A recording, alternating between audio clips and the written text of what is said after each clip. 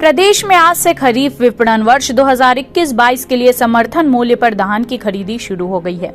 धान खरीदी के पहले दिन किसानों में धान बिक्री के लिए खासा उत्साह नजर आया। बड़ी संख्या में किसान अपने टोकन के अनुसार उपार्जन केंद्रों में धान बिक्री करने आए। इस दौरान खरीदी केंद्रों की व्यवस्था से किसान संतुष्ट और खुश नजर आए। उल्लेखनीय है कि मुख्यमंत्री भूपेश बघेल के निर्देश पर किसानों ग्रामीणों की सुविधाओं को ध्यान में रखते हुए राज्य सरकार ने नए धान उपार्जन केंद्रों को शुरू करने के साथ धान खरीदी व्यवस्था के सुचारू एवं पारदर्शी रूप से संचालन के लिए नोडल अधिकारी नियुक्त किए हैं। इन नोडल अधिकारियों द्वारा प्रतिदिन धान खरीदी तथा अन्य व्यवस्था व समस्याओं से संबंधित स्थितियों की मॉनिटरिंग की जा रही है।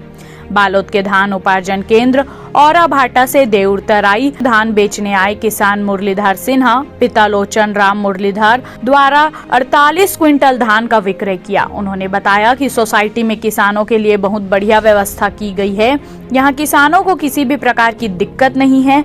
बारदाना मैनेजमेंट की अच्छी व्यवस्था है। धान रखने और तिरपाल की भी सुविधा है।